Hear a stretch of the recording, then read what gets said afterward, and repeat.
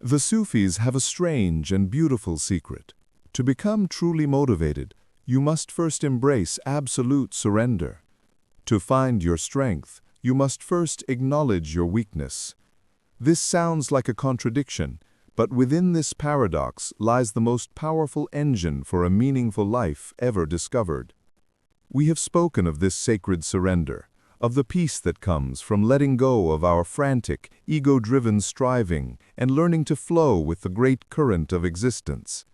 But a question naturally arises, a question that haunts every sincere traveler on the path. What comes next? What happens after the surrender? Once the storm of the self has been calmed, what new lands appear on the horizon? We taste moments of peace, flashes of profound clarity, but then the clouds of our ordinary lives roll back in.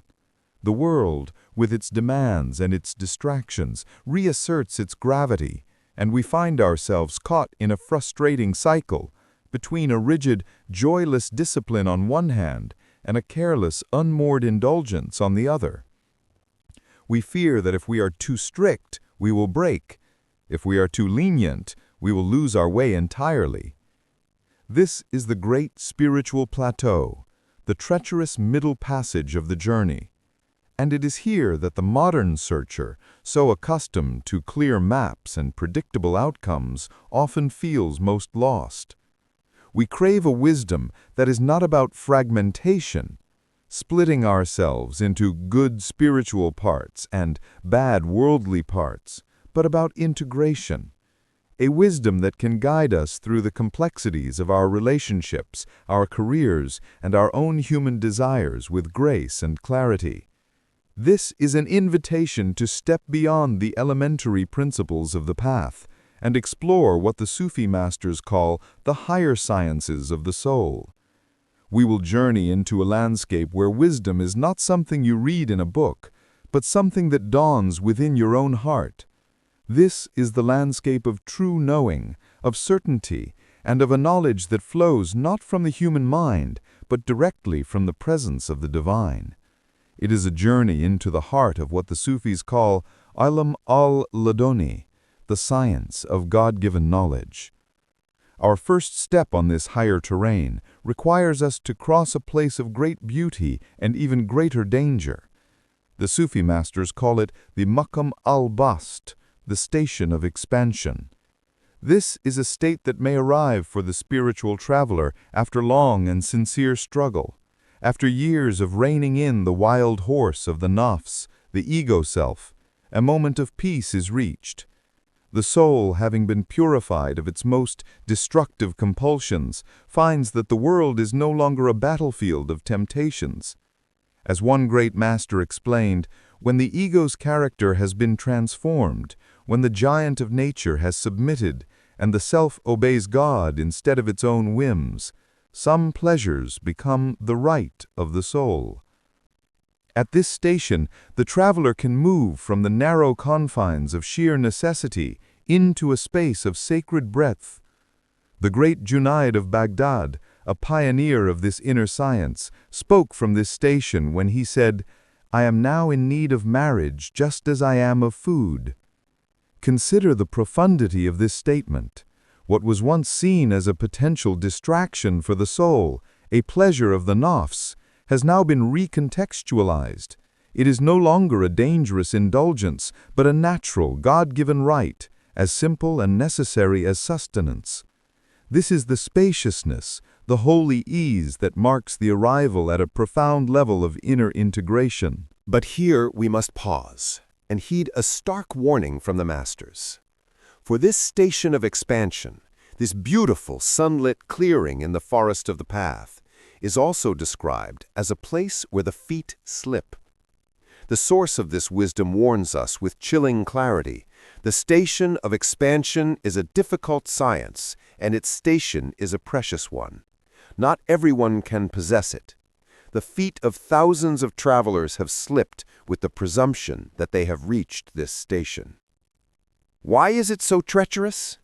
Because the ego, the nafs, is the most cunning of impersonators. It can take the language of spiritual expansion and use it as a cover for its own unchanged, selfish desires. A person may mistake their own laziness for trust, their own indulgence for sacred pleasure, their own lack of discipline for spiritual freedom.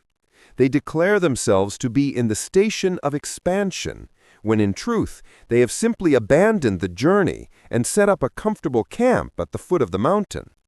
They fall from a state of aspiration back into a state of heedlessness, and, as the text laments, we seek refuge in God from falling into littleness after greatness. For the modern seeker, this is perhaps the most relevant warning of all.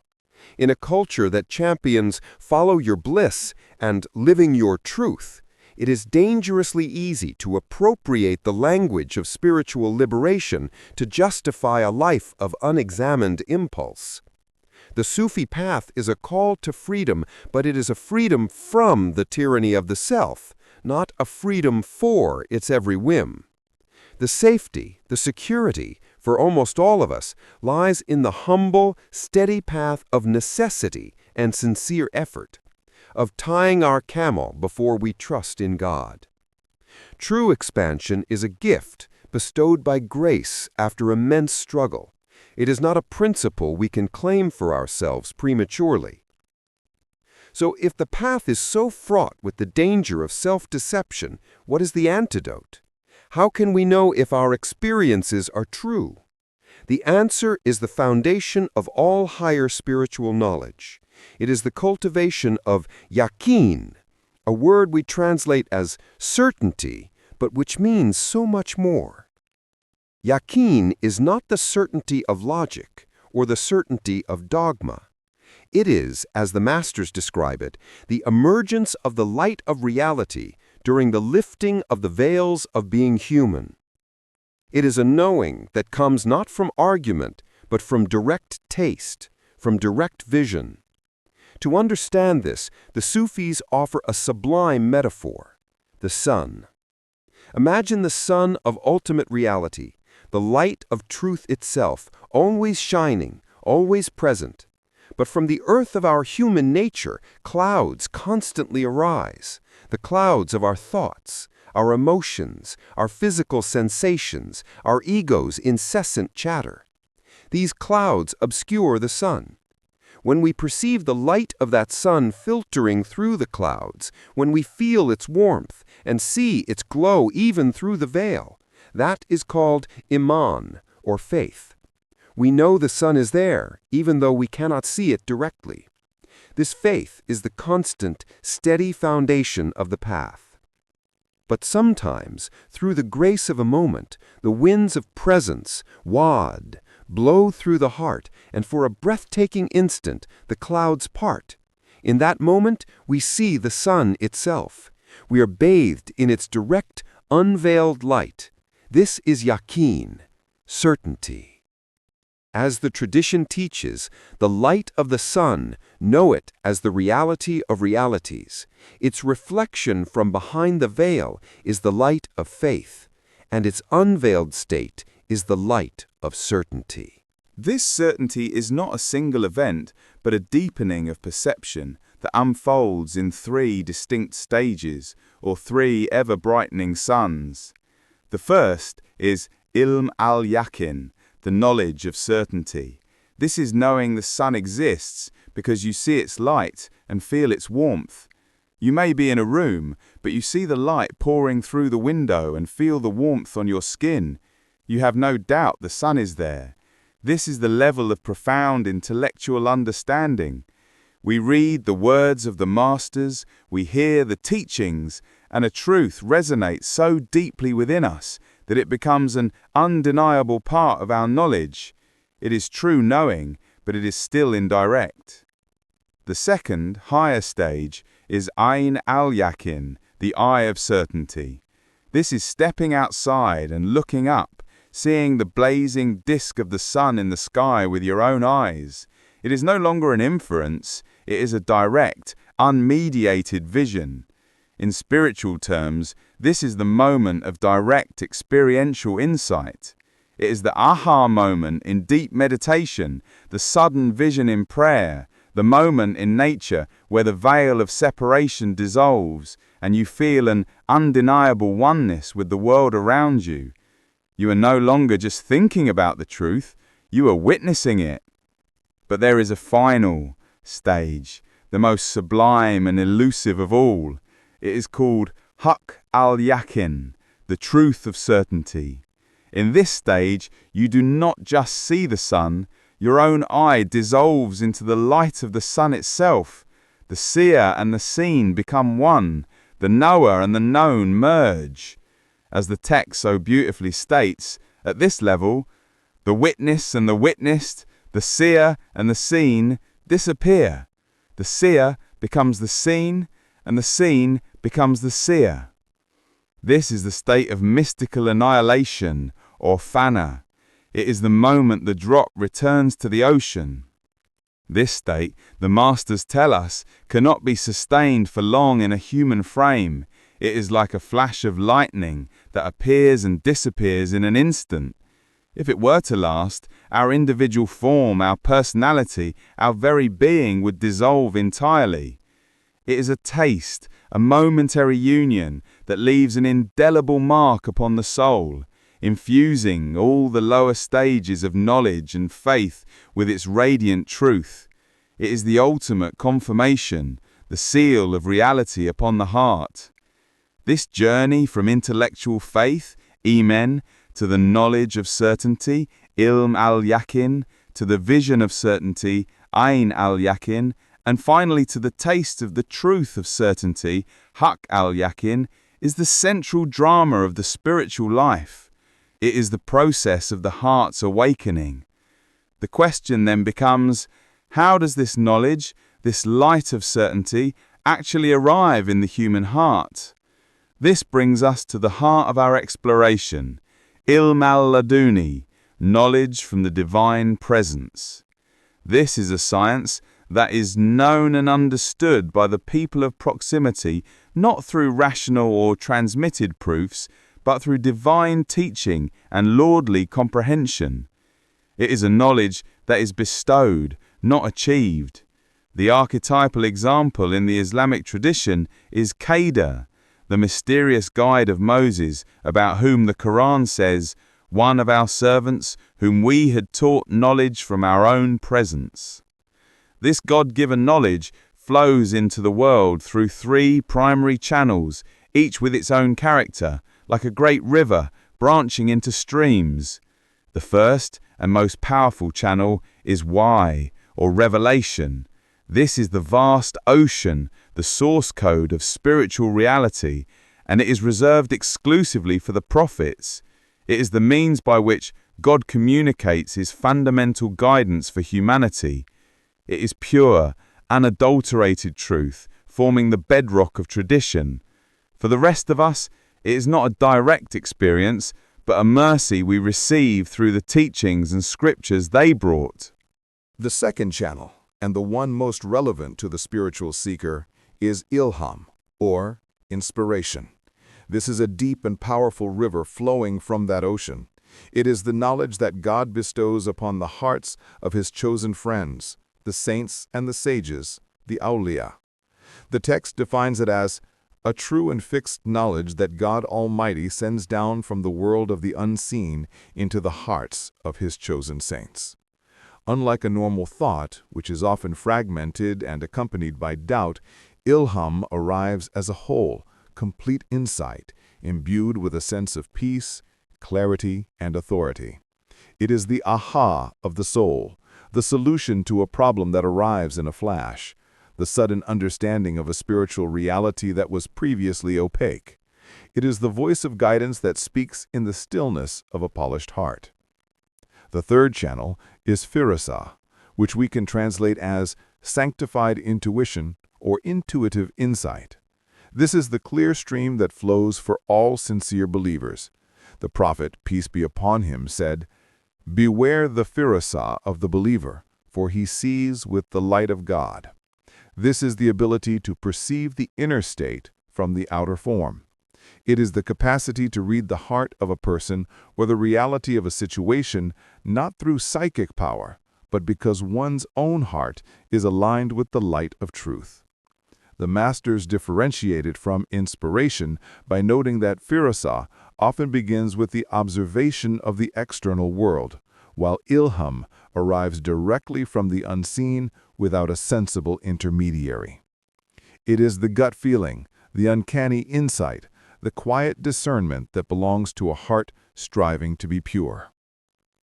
Revelation, inspiration, intuition. The ocean, the river, and the stream all flow from the same source, the one who is the all-knowing. Our task is not to force these streams to flow, for they are an act of grace.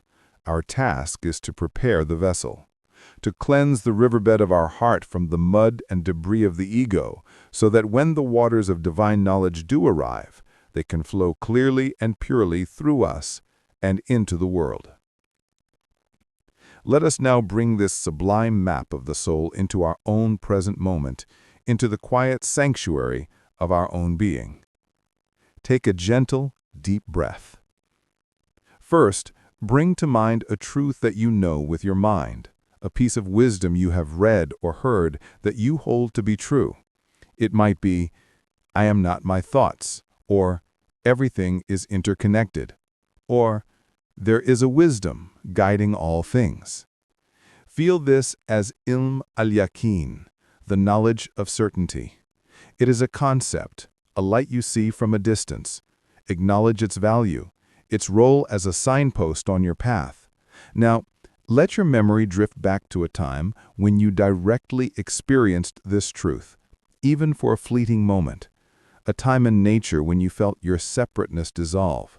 A moment of profound love where you felt utterly connected to another.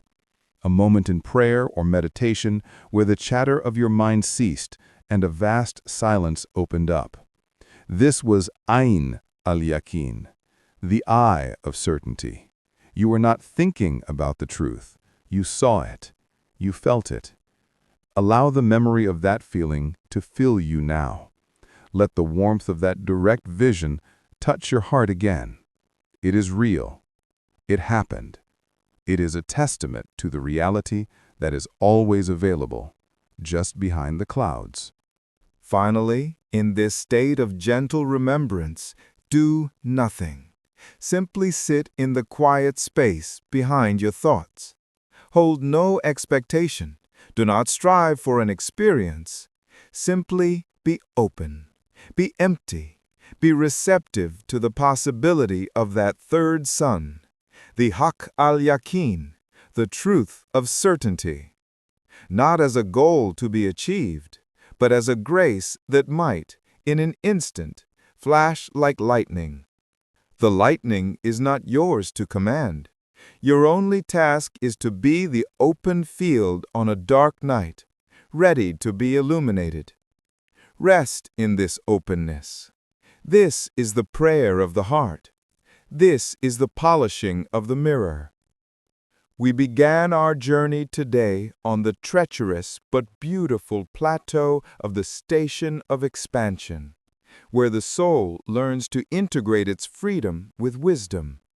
We saw how the ego can counterfeit this state, leading the traveler astray. The only safeguard, the only true compass is Yakin, unshakable, heart-born certainty. We have mapped its terrain, from the intellectual knowledge that knows of the sun, to the direct vision that sees the sun, to the annihilated state that becomes the sun. And we have seen how this certainty is a gift, a form of God-given knowledge that flows into the prepared heart as revelation, inspiration, or intuition. What this wisdom ultimately teaches us is that the spiritual path is not a process of construction, but of excavation. It is not about building a grander, more spiritual ego. It is about the patient, humble, and sometimes painful work of clearing away the debris of a lifetime, our fears, our attachments, our illusions, so that the ever-present light of reality can finally shine through. The knowledge you seek is not in a faraway land. It is closer to you than your own jugular vein, waiting beneath the clouds of your own mind. Your work is not to create the light. Your work is to clear the clouds. Your reward will not be more information, but a new way of seeing, a way of seeing that transforms the entire world into a testament of the divine. And in the heart of that vision, you will find a motivation that is not born of anxious striving, but flows effortlessly, powerfully, and joyfully from the very source of life itself. For you will have moved from believing in the ocean to seeing the ocean, and finally to remembering that you were never just the drop. You were and are the entire ocean in a drop.